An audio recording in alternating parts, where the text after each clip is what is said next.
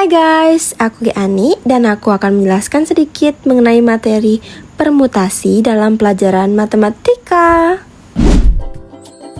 Nah, jadi sebelum kita masuk ke materi permutasi, kita perlu memahami terlebih dahulu mengenai faktorial. Jadi, faktorial itu dibutuhkan untuk kita menghitung di dalam soal-soal permutasi yang ada. Nah, yang pertama, faktorial itu dilambangkan dengan tanda seru. Nah, saya juga sudah sediakan contoh di videonya, yaitu 4 faktorial. Jadi, 4 adalah n-nya. 4 faktorial sama dengan 4 dikali 3 dikali 2 dan dikali 1. Kenapa bisa mendapat 3, 2, dan 1? Karena 4 dikurang 1 dikali 4 dikurang 2 dikali 4 dikurang 3. Jadi, kalaupun soalnya 5 faktorial, kalian bisa tulis 5 dikali 4 dikali 3 dikali 2 dikali 1. Dan soal-soal yang lainnya.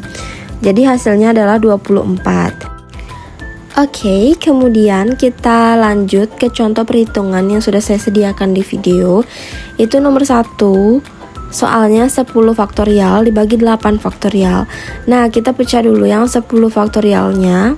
Itu saya pecah jadi 10 dikali 9 dikali 8. Kenapa berhenti sampai 8 faktorial? Itu karena di bawahnya itu dibagi 8 faktorial. Jadi biar bisa dicoret, kita berhenti sampai 8 faktorial.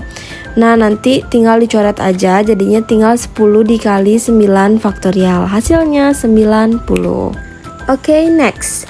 Sekarang kita bahas yang nomor 2, 4 faktorial dikali 3 faktorial. Jadi itu masih termasuk gampang guys, bukan. Nah, tinggal dikeluarin aja angkanya, jadi faktorialnya diilangin. 4 dikali 3 dikali 2 kali 1, pokoknya hasil akhirnya tuh pasti 1. Maksudnya sampai 1 tuh, sampai dapat 1. Tapi kalau misalnya emang ada yang bisa dibagi, ya bisa aja. Misalnya kalau dibagi 3 faktorial ya bisa sampai 3 aja berhenti gitu. Tapi kalau misalnya enggak, ya tetap sampai 1 ya guys ya.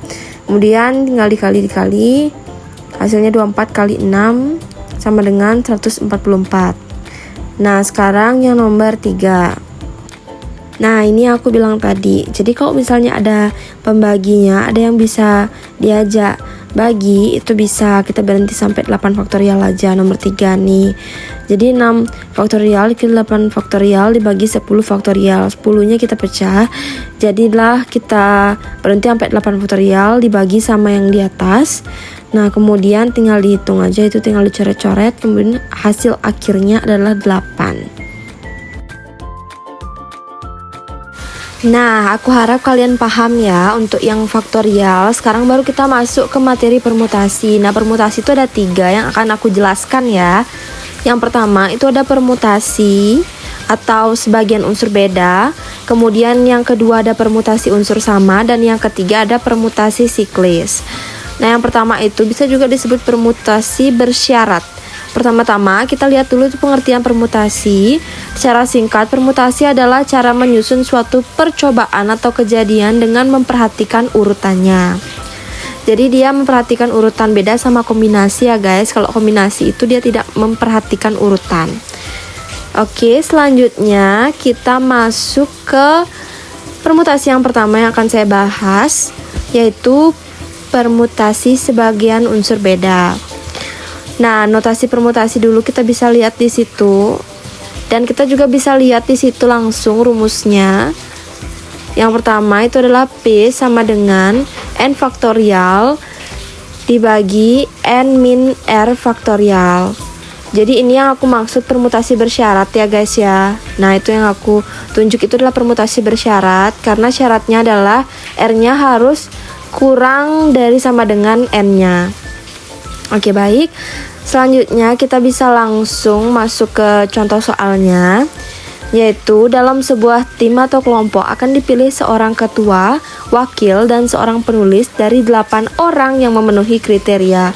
Berapa banyak susunan yang mungkin dari 8 orang itu guys ya. Sorry, maksudku itu 8. Aku gak sengaja tulisnya 7. Jadi 8 orang yang tersisa. Nah, penjelasannya kita bisa lihat di situ ada huruf A, B, C, dan D, E, F, G, H. Itu ada 8. Jadi N-nya sama dengan 8, R-nya sama dengan 3. Nah, langsung saja kita masukkan ke rumusnya.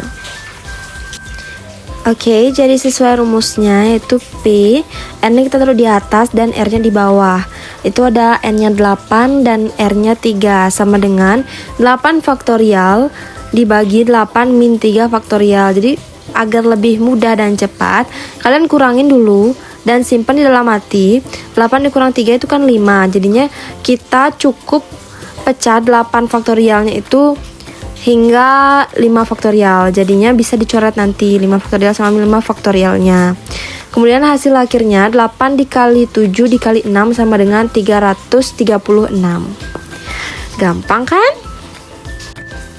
Oke, next sekarang kita masuk ke permutasi unsur sama. Ini adalah permutasi favorit ya guys ya, karena sangat mudah rumusnya untuk diingat. Dan pengerjaannya pun tidak terlalu rumit. Oke, jadi permutasi unsur sama adalah perbanyaknya permutasi N unsur yang tersedia di mana terdapat N1, N2 hingga N terakhir unsur yang sama, maka banyaknya permutasi yang terjadi adalah N faktorial dibagi N1 faktorial dikali N2 faktorial dan seterusnya guys.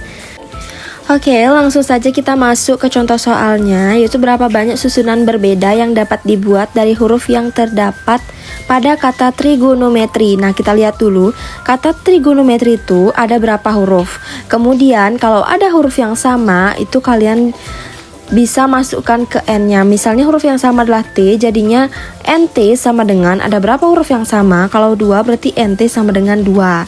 Mudah kan guys? Dan sangat asik yang ngerjainnya. Jadi N-nya sama dengan trigonometri itu ada 12 huruf ya guys. Jadinya N sama dengan 12. Kemudian disitu tertulis NT sama dengan 2. Coba kalian lihat sendiri, huruf T hanya ada 2 di situ. Jadi unsur sama. Jadi kita cari huruf-huruf yang sama kalau di soal ini ya. NR sama dengan 2 hingga NO sama dengan 2. Untuk perhitungannya kita mulai sesuai rumusnya ya. Jadi N faktorial itu diganti jadi 12 faktorial dibagi N1 nya itu adalah NT, itu ada 2 faktorial, N2 nya adalah NR 2 faktorial lagi, dan N3 nya adalah NI 2 faktorial, dan N terakhirnya adalah NO 2 faktorial. Jadi tinggal kita bagi aja ya guys ya, coret-coret, karena kalau misalnya 2 faktorial itu sama dengan 2, jadinya lebih mudah kita membaginya. Bisa dilihat sendiri di situ, aku pecah 12 faktorialnya hingga 7 faktorial aja, karena untuk angka 8 itu masih bisa dibagi 2, dan 10 dibagi 2, 12 dibagi 2, dan tinggal dibagi-bagi aja ya guys ya, hingga menghasilkan hasil yang begitu rumit karena aku salah ngambil contoh soal buat kalian. Maaf ya guys. Lanjut guys, matematika. Kita lanjut untuk permutasi yang terakhir aku jelasin, yaitu permutasi siklis. Jadi permutasi siklis ini adalah permutasi dari N unsur yang disusun secara melingkar. Jadi kalau misalnya kalian nemu soal yang isi clue melingkar, itu adalah soal permutasi siklis ya guys.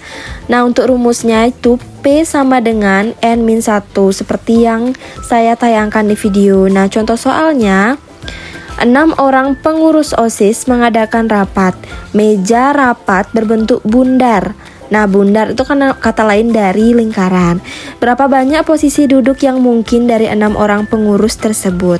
Penyelesaiannya, kita cari dulu N-nya. N-nya sama dengan 6. Kemudian, kita tulis rumusnya, yaitu P sama dengan N-1 faktorial. Nah, N-nya itu tinggal kita ubah dengan angka 6, jadinya 6 dikurang 1 faktorial sama dengan 5 faktorial. Nah, ini juga adalah permutasi favorit kedua, karena ini sangat enak untuk dikerjakan ya. Kemudian tinggal dipecah saja, 5 dikali 4 dikali 3 dikali 2 dikali 1. Ingat ya, kalau misalnya permutasi faktorialnya itu udah pasti harus sampai angka 1. Nah, hasil akhirnya adalah 120. Oke guys, so itu adalah sedikit penjelasan mengenai materi permutasi. Yang pertama permutasi bersyarat, permutasi unsur sama, dan siklis. Jadi sekarang aku bakalan kasih kalian soal yang bisa untuk kalian latihan sendiri ya guys.